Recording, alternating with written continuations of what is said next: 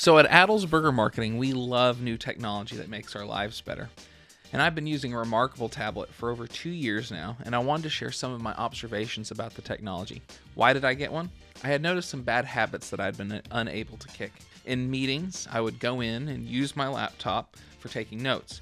And while there's some efficiency here, so my notes would be easy to copy and paste, or me and my team could be in the same notes document at the same time, there were some drawbacks for me. However, I am easily distractible. Maybe I would have forgotten to close Slack before I started the meeting, and notifications were continuing to stream in.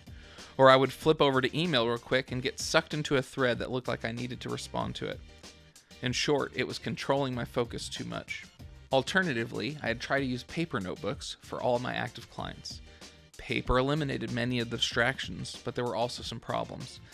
There was a major redundancy issue. If I were to misplace one of those notebooks, I would be in trouble. Or if I got confused on which notebook to bring to a meeting, I would also be in trouble. Also, what happens to my old notes when I fill a notebook? They get stacked on a shelf, and now I have a finding old info problem and a storage problem. So I wanted a solution that would combine the two things. I had seen ads for Remarkable, but it seemed a bit too good to be true to me. I think this is a product you have to try it to see how good it really is. And because I'd tried writing on an iPad before, and that experience was terrible, so it seemed unrealistic to me that this was going to be that great of experience. Fortunately, it turned out that Alex Russell on our team had one of the first generation Remarkables and allowed me to try it out. The handwriting was amazing, and that was the final test, the final straw. I knew that I needed to go buy one. So here's what I love about the Remarkable. One, it's great for note-taking. The handwriting is amazingly fast and accurate, and it feels very similar to paper when you're writing on it. And it's unlike an iPad, it's super responsive. I can put my hand on it and write just like paper. And it was super fast. There was almost no discernible time delay from writing it to it being on the screen. The second thing, there's no distractions. The Remarkable is limited in its abilities. You can't surf the internet. You can't go watch YouTube. But I love its lack of abilities. It gives me no reason to get distracted from the task at hand. But it also has the storage tools and redundancy tools. So unlike my paper notebooks, the Remarkable backs itself up to the cloud so that if I were to break one or lose one, which I have a history of, the data would be backed up and reloaded onto a new Remarkable or available from download on the app. I can upload my own templates, so I was able to put together my daily micro-scheduling page that I had on paper into a PDF and upload it, and I use that every day on my Remarkable. I have significantly cut the cost of and wasted amount of paper in my life because of the Remarkable. Screen sharing on the Remarkable plus Zoom allows me to show my team ideas in real time and keep a copy of them in the Remarkable.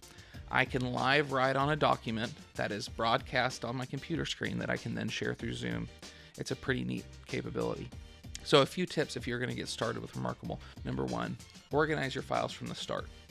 With its file structure being like a computer with folders and hierarchy like that, and it not being possible to search through handwriting like text for a searchable database, file structure is key to finding things in the long run. So start with good file structure. Buy the nicer pen. It's a couple extra dollars more, but it has an eraser on the top, and having an eraser on the top feels like it would feel like if you were writing with paper. And it helps you stay in the workflow and keeps you from having to switch your pen to the eraser tool on the sidebar. And then buy a nice case. The design of the Remarkable is really solid, feels really good in your hands, except for one point. It's very weak around where the button is that turns the device on and off. I dropped one in its case that came from the company, and the button jammed and the device was bricked. So my advice is to get a good case. I've dropped my Remarkable times after that and had no other issues except for this one time. I actually commissioned one from Ricky Santos on our team, who does amazing leather work, so go check him out on Instagram, Ricky Santos. He does great leather work. The Remarkable has been a great addition to my workflow. If you have any questions about the Remarkable, let me know. But thank you for listening to another episode of the Content Machine Podcast. Subscribe and let us know what you thought about this episode.